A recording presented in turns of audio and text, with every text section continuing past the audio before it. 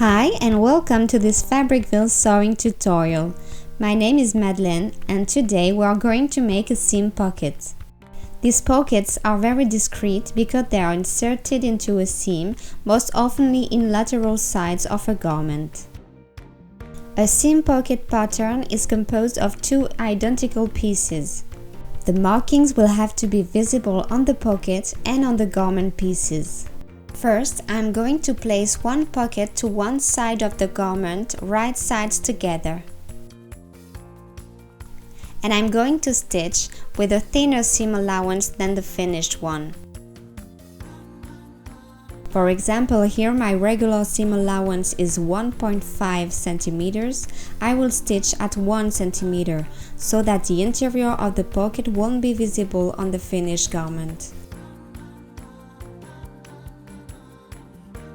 I'm going to iron press the pocket away from the garment and then repeat these steps on the other sides of the garment.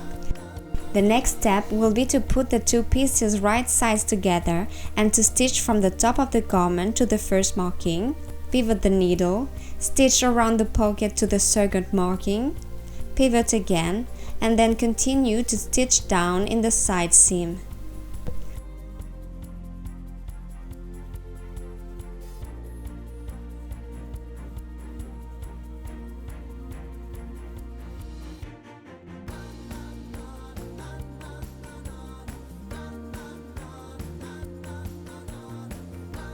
I snip the seam allowance and I'm going to press the seam open on the top and below the pocket and then fold the garment on the right side and press along the seam.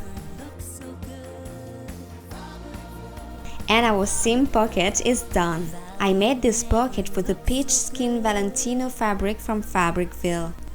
You will find the link in the description below.